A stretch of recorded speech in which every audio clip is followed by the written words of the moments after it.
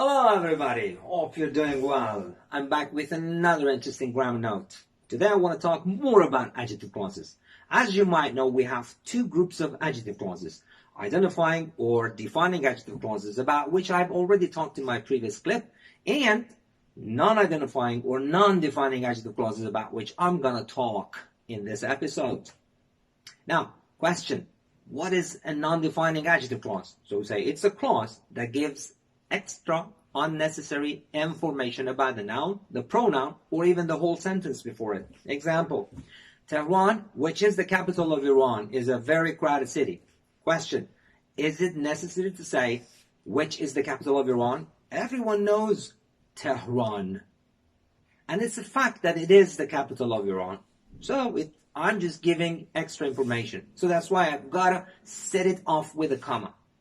And don't forget, because it's embedded in the sentence, we need two commas, one before the relative pronoun and one at the end of the adjective clause. So we say Tehran, comma, which is the capital of Iran, comma, is a very crowded city. And another example, my father, who works in a factory, is a well-known manager. Again, I embedded this adjective clause in the sentence. And is it necessary to know where my father works? Whether he works in the hospital, or in a factory, or, I don't know, somewhere else in a company, he's a well-known manager. That's it. But I wanted to give you extra information. So that's why it is called a non-defining or non-identifying adjective clause. So again, we need two commas to set it off with the rest of the sentence. So say, my father, comma, who works in a factory, comma, is a well-known manager. Now, pay attention to this structure. It is often used with non-identifying adjective clauses. Quantifier plus a preposition plus relative pronoun whom or and which. Like what? We say, he invited many guests, some of whom I didn't know at all. See, quantifier of a preposition, whom is a relative pronoun.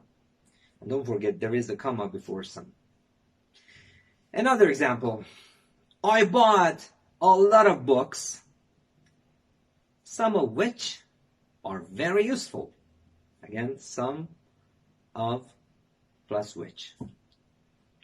You can say many of plus which. You can say none of which. See, I bought a lot of books, none of which is useful. I wasted my money.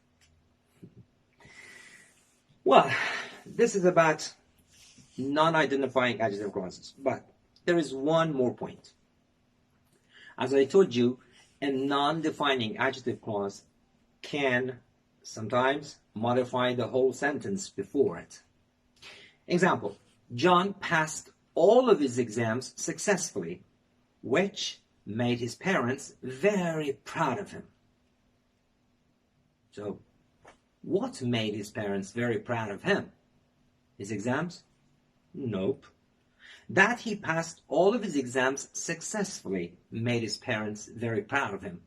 So this adjective clause modifies the whole sentence. So that's why we have to put a comma, because this can be done only in non-identifying or non-defining adjective clauses. So say, John passed all of his exams successfully, comma, which made his parents very proud of him.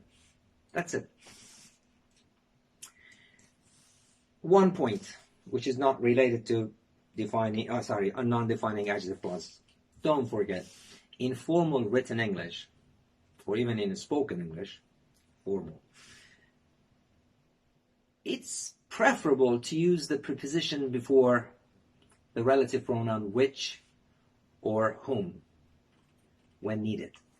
Example, say, this is the knife which I cut myself with. It's so sharp. See, it's not that formal. I can use it better in a more formal situation. I can say, this is a knife with which I caught myself. So I just shifted with before the relative pronoun which. Another example, she is the girl whom I talked about with you yesterday. I can make it more formal. I can say, she is the girl about whom I talked with you yesterday. Easy? Of course it is. Don't forget, whenever there is a comma or a preposition before which, it cannot be substituted with that, because that does not accept a comma or a preposition. So when you learn adjective clauses, noun clauses, adverb clauses, you understand you can just somehow connect the sentences and ideas together to make a more fluent speech or a better written text. I'm sure with a little practice, you can do that. If you have any questions, don't forget to contact me. Good luck with your grammar lessons and have a nice time.